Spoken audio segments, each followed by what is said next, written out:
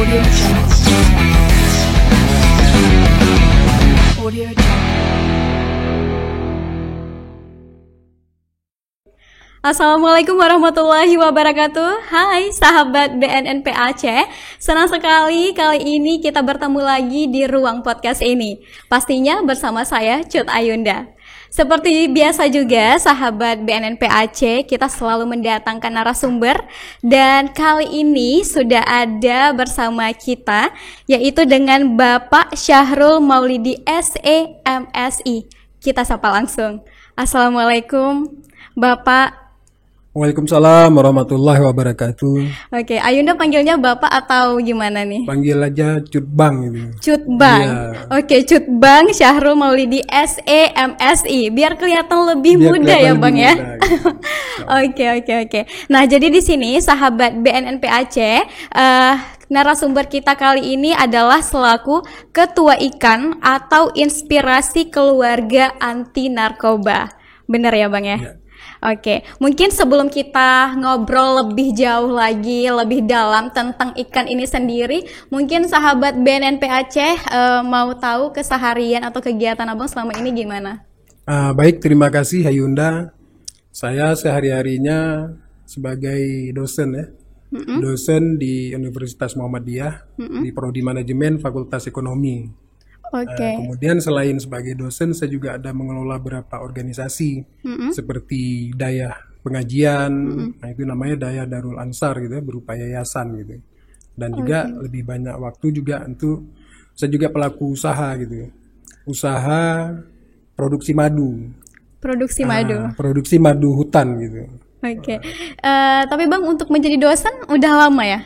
Sudah hampir 5 tahun ya. Sudah hampir 5 tahun, udah lumayan lama juga ya. Ya. Mungkin ada di sini mahasiswa-mahasiswinya yang lagi nonton, Bapak dosennya sekarang ya sudah hadir di ruang podcast BNNP Aceh. Iya, berarti banyak juga ya Bang kegiatannya selama ini? Selama ini alhamdulillah ya, kegiatan ikan sendiri juga kita memang sudah rutin kan. Nah, dalam bulan ini aja banyak kegiatan juga yang kita lakukan. Juga termasuk kegiatan menjadi salah satu narasumber di kegiatan-kegiatan BNN gitu kan. Oke. Mungkin kita juga langsung membahas tentang perbincangan utama kita ya, karena juga sesuai dengan pembahasan atau tema kita hari ini adalah peran keluarga dalam mencegah penyalahgunaan narkoba. Dan ini sangat berkaitan sekali dengan ikan ini sendiri. Ya, kita bahas dulu tentang ikan. Kalau tentang aktivitas terutama Abang nih sebagai ketua ikan, ini gimana? Apa aja tuh kegiatannya? Ikan ini organisasi berbentuk perkumpulan yang terdiri dari berbagai background dari pengurusnya kan. Jadi dari berbagai latar belakang pengurus, dan juga ada juga mantan-mantan pengguna narkotika juga yang memang mereka sudah pulih dan sudah sadar gitu kan. Nah, itu menjadi bagian dari kepengurusan kita juga gitu. Yang inti kegiatan kita lakukan yaitu terutama kegiatan sosialisasi gitu kan, memberikan edukasi kepada masyarakat terkait dengan permasalahan narkotika gitu. Kemudian di samping kegiatan itu kita juga punya klinik rawat jalan gitu. Nah, klinik rawat jalan, kemudian untuk rehabilitasi kita bekerja sama dengan beberapa tempat rehabilitasi yang ada di Aceh. Nah, jadi kita melakukan kegiatan sosialisasi dalam bentuk pencegahan, kemudian kita juga melakukan pemulihan baik rawat jalan maupun rawat inap gitu. Oke. Nah, untuk awal bermulanya terbentuk ikan ini kapan nih Bang? Ikan ini terbentuknya tahun 2013. 2013. Berarti sampai sekarang sudah di bulan Juli besok tanggal 4 Juli kita sudah 9 tahun. Sudah 9 tahun. Artinya sudah sangat matang. Lagi lucu-lucunya gitu ya. Kalau kita ibaratkan ini seorang bayi gitu kan. Iya, jadi benar. lagi lucu-lucunya 9 tahun. Iya. Nah, itu gimana, kapan dan kenapa bisa terbentuk ikan ini? Saya kan dulu lama di Jakarta. Kemudian kami bertiga. Jadi bertiga ini emang kita di Jakarta, dan kita juga melihat bagaimana kehidupan sebagian teman-teman kita yang ada di Jakarta gitu kan, terkait dengan permasalahan narkotika. Kemudian kita balik ke Aceh. Ketika sampai di Aceh, kita melihat juga ternyata Aceh ini juga sudah berada dalam kondisi yang sangat mengkhawatirkan. Sehingga timbul dari salah satu teman kami yang bertiga ini, yaitu dari teman saya, sahabat saya Imran, mengajak kami untuk mendirikan organisasi yang fokus terhadap permasalahan narkotika. Awalnya dari situlah. Dari situ kemudian kita bergerilya gitu kan, kita membentuk, kita buat konsepnya semuanya, kemudian kita ajak teman-teman terdekat terlebih dahulu, kemudian meluaslah sampai sekarang itu sudah ada di 13 kabupaten kota. Berapa? 13 kabupaten kota. 13 ya. Mulai dari Aceh Tamiang sampai ke Sebulu Salam ya. Itu yang sudah terbentuk saat ini gitu. Oke. Mungkin ada nggak sih pengalamannya? Pastinya kita kalau misalkan punya ide ya dalam membentuk sebuah lembaga, pasti ada pengalaman atau ada cerita di balik itu yang kita lihat secara langsung. Mungkin dari Abang dan 2 orang temennya lagi ya. Saya kan backgroundnya bukan orang yang memiliki kekuatan finansial yang besar gitu. Kita berdua. Jadi ketika kita ingin mendirikan organisasi ini, ketika kita coba mengajak teman-teman, rata-rata pesimis gitu. Pesimisnya dari mana anggarannya, dari mana uangnya, dari mana ini ya. Lebih cenderung kepada finansialnya gitu kan. Kemudian tapi karena kita mendirikan ini atas dasar ketulusan, atas dasar keikhlasan dan emang ingin menyelamatkan generasi Aceh ini, akhirnya kita maju terus. Jadi kita pakai konsep ketika Rasulullah dulu hidup di zaman jahiliyah, beliau door to door gitu kan. Kita juga seperti itu, kita ajak 1-2 orang. Sampai akhirnya kita dirikan itu 2013, tapi kita deklarasinya di 2014 gitu ya. Jadi prosesnya 1 tahun tuh. 1 tahun kita bergerilya mengajak orang supaya mau gitu dengan segala keterbatasan gitu. Dan alhamdulillah gitu kan. Kemudian kita audiensi dengan dinas-dinas terkait. Dan rata-rata juga kepala dinas yang kita ketemuin waktu itu mereka mendukung, tapi mereka langsung mengatakan bahwa tidak yakin kami akan bertahan gitu dengan kondisi seperti ini gitu. Alasannya karena finansial tadi. Segala macam gitu kan. Kalian bisa bertahan, bahkan ada salah satu kepala dinas dan beberapa, kalian bisa bertahan 2-3 tahun aja itu sudah hebat katanya gitu. Tapi alhamdulillah sekarang kita buktikan gitu sudah ya. 9 tahun, berarti sudah sangat hebat ya Bang ya. Insya Allah, semoga nanti kedepannya lebih bagus lagi gitu ya. Oke. Kalau kita lihat sendiri dalam organisasi ini pasti juga punya tujuan tersendiri ya, apalagi melihat fenomena-fenomena sekarang ya. Dan menurut Abang sendiri sebagai ketua IKAN, gimana pandangan Abang sejauh mana dampak buruk narkoba ini untuk anak-anak muda, terutama mungkin di sini ya di Aceh? Emang kalau kita lihat untuk saat ini sudah ada indikasi bahwa keterlibatan remaja, anak-anak dan juga orang perempuan menjadi bagian dari sindikat ataupun penyalahgunaan narkotika gitu. Saya juga ada beberapa teman-teman saya baik di Jakarta maupun di Aceh juga meninggal dalam kondisi mereka overdosis gitu kan. Ada juga yang meninggal setelah mereka berhenti. Setelah mereka berhenti dan mereka meninggal di salah satu tempat rehabilitasi yang ada di Indonesia gitu. Mereka mengalami suatu permasalahan yang sangat luar biasa pada diri mereka sendiri, baik secara fisik maupun psikisnya gitu. Jadi dari situ kan kita melihat ini betul-betul memang waktu itu kan belum ada pernyataan dari Presiden bahwa Indonesia darurat narkotika. Tapi waktu itu memang sudah dalam kondisi sangat mengkhawatirkan, sudah dalam kondisi yang sangat mengerikan gitu. Dari situlah kemudian kita harus bertekad ya kan, kita harus ini bahwa ini sudah kondisi emang sudah tidak ini lagi di Aceh ini, emang sudah sangat bahaya gitu. Bahkan di lingkungan tempat tinggal kami sendiri pun banyak sekali yang sudah ketergantungan dengan permasalahan narkotika ini. Sementara waktu itu belum ada organisasi-organisasi tapi tidak terlalu fokus dan tidak terlalu eksis gitu kan, sehingga masyarakat sedikit kali bisa menerima pemahaman tentang bahaya narkotika tersebut gitu. Jadi kalau dilihat untuk sampai saat ini dan juga di tahun ini gimana? Apakah memang semakin buruk atau gimana? Kalau kita mengacu ke data yang dikeluarkan oleh BNN semakin buruk ya. Semakin buruk artinya angka penyalahgunaan narkotika di Aceh itu kan semakin meningkat.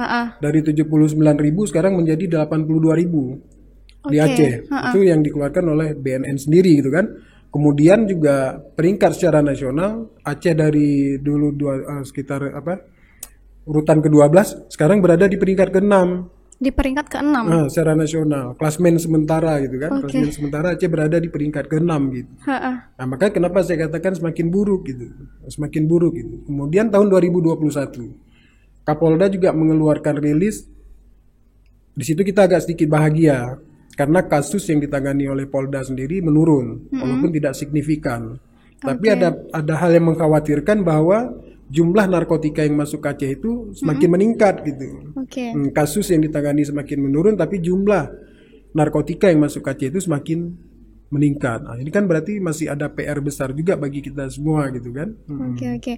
Dan apakah ini juga didominasi oleh anak muda atau gimana itu, Bang? Dinominasi masih ukuran yang orang dewasa, tapi kita pernah lihat data bahwa angka yang melibatkan anak-anak remaja ini juga semakin meningkat. Oke. Kalau saya tidak salah nih, dari 20% menjadi sekitar 22%. Jadi ada peningkatan sekitar 2% lebih gitu. Masih angka penyalahguna di usia remaja gitu. Artinya ada kenaikan gitu. Ya, dan ini juga sangat berkaitan dengan peran keluarga di dalamnya. Ya, sangat berkaitan sekali. Iya, mungkin kenapa bisa dijelaskan kenapa sangat berkaitan? Kami inspirasi keluarga anti narkoba. Nah, itu artinya dia. emang kita membangun ini dari keluarga ya. Keluarga ini kan satuan unit terkecil di dalam sosial masyarakat kita gitu. Terdiri dari ayah, ibu, anak dan lain sebagainya. Keluarga ini memiliki peran yang paling strategis, garda terdepan dalam upaya mencegah supaya tidak terkena narkotika sejak usia dini. Nah, jadi ini peran orang tua nih yang paling besar, dan orang tua ini harus mampu mencegah anaknya ini jangan sampai menjadi penyalahguna narkotika. Bagaimana cara orang tua mencegahnya? Orang tua yang pertama sekali harus memiliki wawasan tentang bahaya narkotika ini sendiri. Bagaimana orang tua mampu mencegah ketika mereka sendiri tidak tahu apa yang harus dicegah gitu. Nah, ini yang menjadi kondisi kita saat ini yang sangat miris. Ketika kita BNN juga saya rasa mengalami hal tersebut ketika kita turun ke masyarakat, kita mengadakan kegiatan sosialisasi ataupun penyuluhan terhadap orang tua. Orang tua kadang-kadang sangat enggan untuk hadir gitu. Enggan untuk hadir, nggak tahu alasannya apa segala macam, atau menganggap hal ini bukanlah sesuatu yang penting. Ya kan? Mungkin ini juga masih hal tabu bagi mereka ya. Hal yang tabu, malu, dan banyaklah persoalan yang ada di pemikiran masyarakat gitu kan. Kapan masyarakat ataupun orang tua baru peduli? Ketika anaknya sudah terjerumus. Nah, Ketika anak sudah terjerumus, ketika anaknya sudah menjadi korban ataupun menjadi penyalahguna yang sudah ketergantungan, baru ada kepedulian gitu. Nah, itu dia. Mungkin ketika sudah terjerumus ya, salah satu bagian dari anggota keluarga itu pasti ada dampaknya ya, Bang. Ada dampak. Nah, mungkin dari pengalaman selama ini bisa Bang lihat dari pengalaman langsung mungkin ya. Ya. Sudah melihat langsung bagaimana itu dampaknya gimana? Dampaknya itu saya katakan hampir rata-rata itu sangat luar biasa dampak yang terjadi ya. Dampak contohnya? yang terjadi. Karena satu orang terkena narkotika di dalam keluarga itu permasalahan bukan dia saja gitu. Dia cuma dia sendiri kan. Iya. Tapi yang dampak lainnya adalah orang tua akan bermasalah, anak-anak yang lain juga ikut bermasalah. Jadi yang menderita bukan dia saja, seluruh keluarga akan menderita. Ada beberapa kasus kan yang kami tangani, akhirnya kan terjadi perceraian di orang tuanya karena saling menyalahkan. Akibat dari anak yang Akibat sudah dari terjerumus. Seharusnya kan mereka semakin bersatu ya, semakin bersatu untuk menyelamatkan anak yang sudah terjerumus. Tidak ada satupun anak yang ingin menjadi pecandu, itu tidak ada. Mereka ini kan korban. Apakah korban dari lingkungan mereka sendiri ataupun korban dari konflik yang terjadi di dalam rumah tangga gitu kan. Nah, sehingga si anak ini nggak tahu dia mencari kemana, dia harus curhat, dia harus berbagi. Akhirnya dia bertemulah dengan teman-teman yang sudah terlanjur menjadi penyalahguna. Nah, ini terjadi cekcok di dalam rumah tangga, saling menyalahkan. Nah, sehingga terjadi keributan-keributan di dalam keluarga sampai terjadi perceraian. Bahkan ada salah satu yang saya sempat tangani juga di Losmawe. Bahkan anaknya sudah lari, anak yang tidak kena narkotika itu sudah lari dari rumah. Dia ini yang normalnya karena dia sudah tidak sanggup melihat abangnya direhabilitasi, orang tuanya cekcok, karena itu akhirnya dia kabur dari rumah. Oke, mungkin ini juga salah satu cara ya untuk kita menyadarkan kepada masyarakat, terutama untuk sahabat BNNP Aceh yang juga sudah menonton ini, untuk mengubah stigmanya, ya Bang ya. Nah, jadi mungkin bisa dijelaskan nih kepada sahabat BNNP Aceh, apabila ada salah satu anggota keluarga yang terjerumus ke dalam narkoba, terutama mungkin khususnya untuk orang tua yang sedang menonton ini, apa yang harus dilakukan itu Bang? Makanya seperti saya bilang tadi, orang tua ini harus punya wawasan. Misalnya ketika kita baru berkeluarga, ya kan, kita dari sekarang itu harus punya pengetahuan tentang selain narkoba, tentang bahaya-bahaya. Karena kan suatu saat nanti kita setelah berkeluarga kita pasti akan punya anak gitu. Jadi orang tua dari sekarang itu, dari sejak dini si orang tua ini juga harus banyak membaca, banyak mengetahui hal-hal negatif yang akan terjadi ketika nanti mereka punya anak gitu. Sehingga waktu mereka punya anak dan ketika mereka mendidik anaknya, mereka sudah ada pengetahuannya, ya kan? Sudah ada pengetahuannya tentang bahaya narkotika. Sekarang bagaimana orang tua bisa mencegah anaknya yang terlibat narkotika, sementara orang tua itu sendiri tidak tahu. Mungkin lebih tepatnya bukan mencegah, apabila si anak ini sudah terlanjur menjadi sudah pemakai terjerumus, gitu kan? mungkin iya kan banyak nih kita lihat orang tua yang selalu menyalahkan gitu. Nah, seharusnya gimana itu Bang? Ketika emang sudah anak terus sudah terlanjur emang dia menjadi korban penyalahguna narkotika, ini orang tua jangan mendiamkan lagi. Artinya nih orang tua harus segera mencari informasi. Ya kan, apa yang harus dilakukan terhadap anaknya? Kan sekarang mudah, dia tinggal buka aja di handphone, dia bisa tahu kan kemana akses dia untuk membantu supaya anaknya ini bisa diselamatkan dari ketergantungan narkotika. Ada Badan Narkotika Nasional kan, ada lembaga-lembaga lain yang terkait yang menangani permasalahan ini. Jadi orang tua harus segera mencari, segera mencari, jangan didiamkan. Saya ada satu kasus terjadi di Aceh Besar, orang tua sudah tahu. Orang tuanya sudah tahu anaknya terlibat narkotika, itu saya langsung yang konseling orang tuanya. Kemudian dia melapor ke saya bilang, Bu, kalau saya dengarkan cerita Ibu, ini anak sudah emang harus direhabilitasi, saya bilang. Nah, itu dia, sudah harus direhabilitasi. Saya tidak mampu, saya hanya mencuci pakaian rumah tetangga. Kami bantu Bu, ada salah satu rehabilitasi yang dibawa institusi rumah sakit jiwa. Mereka ada program 3 bulan, tidak seperti biaya yang dikeluarkan di yayasan-yayasan yang swasta, itu kan lebih besar. Nah, tapi program 3 bulan, saya hubungi pihak rehabilitasinya dan sudah menyiapkan. Tapi akhirnya si ibu ini tidak membawa, sampai 3 bulan dia hanya telepon-telepon saja. Kita mau jemput pun ibunya tidak mau.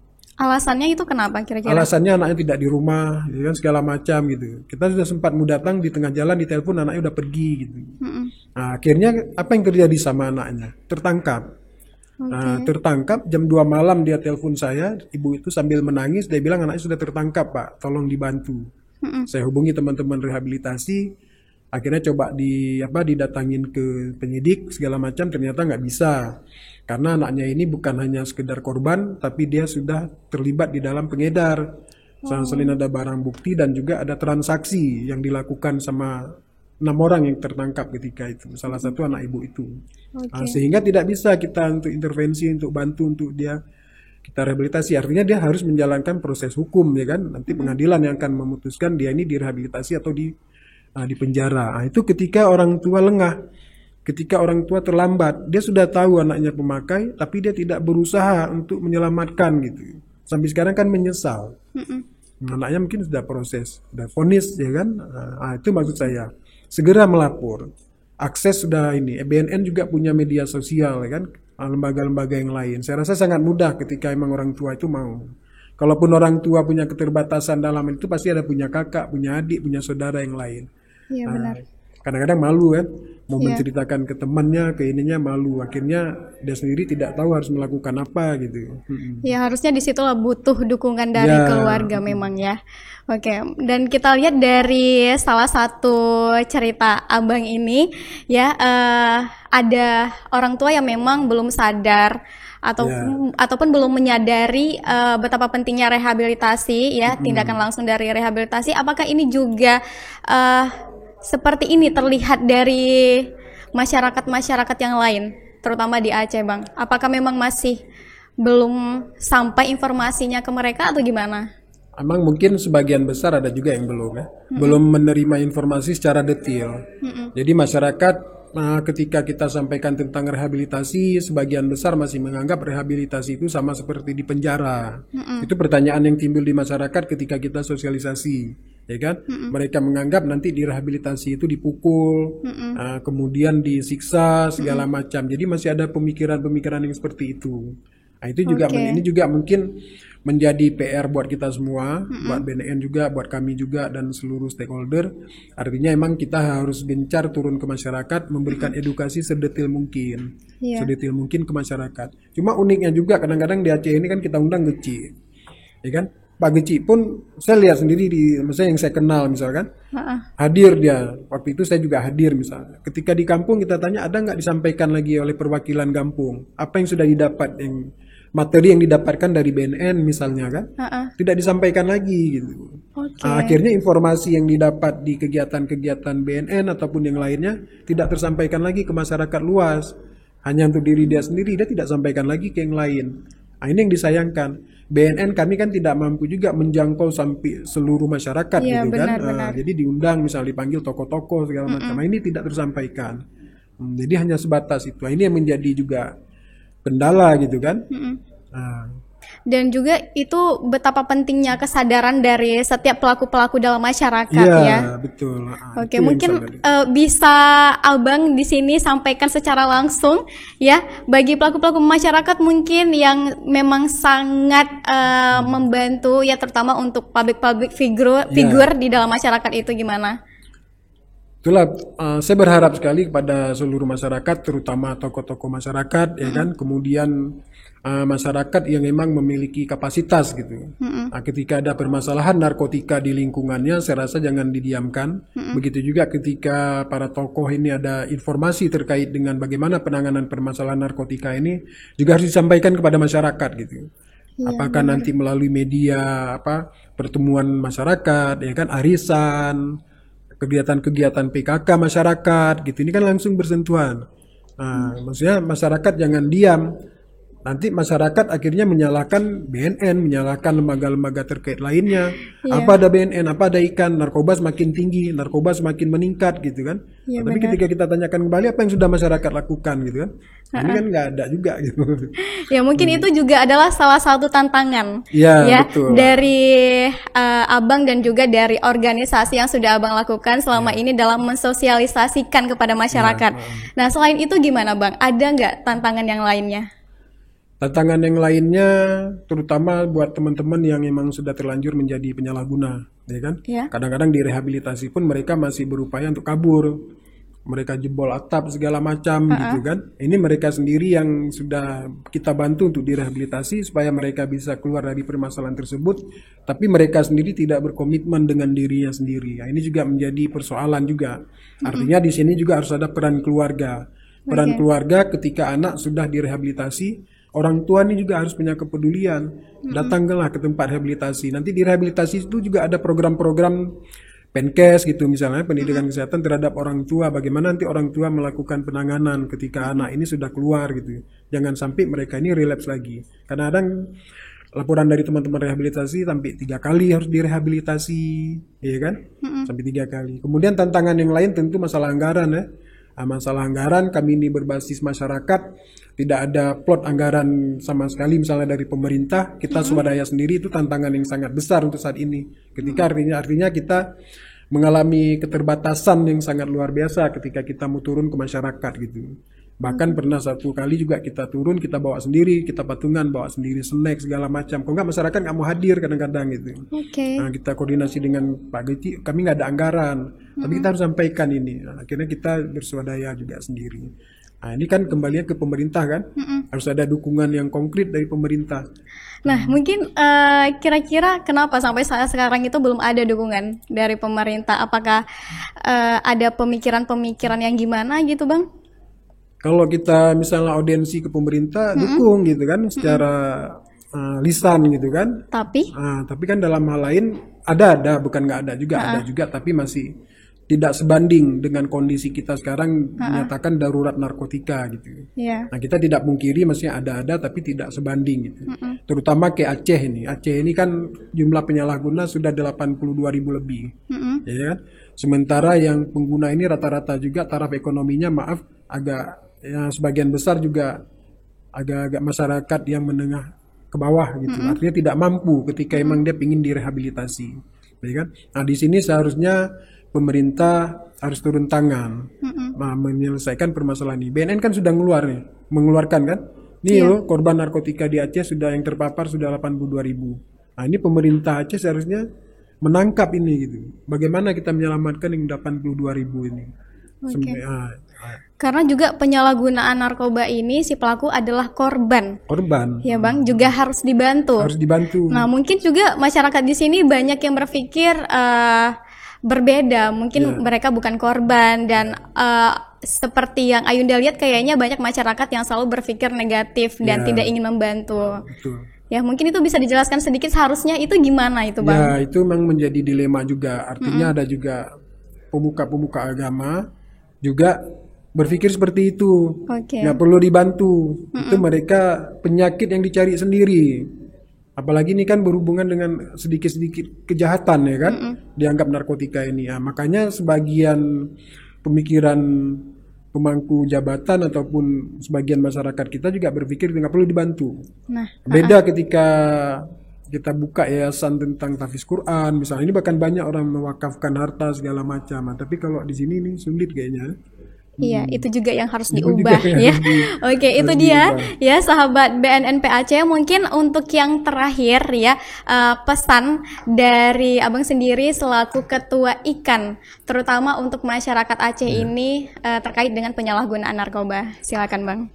Baik, terutama saya mengingatkan kepada keluarga, terutama kepada orang tua, lakukanlah pencegahan sejak dini terhadap anggota keluarganya dengan cara tanamkan nilai-nilai agama kepada anak dari usia dini. Kemudian tingkatkan kepercayaan diri anak gitu. Artinya orang tua harus membangun satu komunikasi yang baik dengan anak.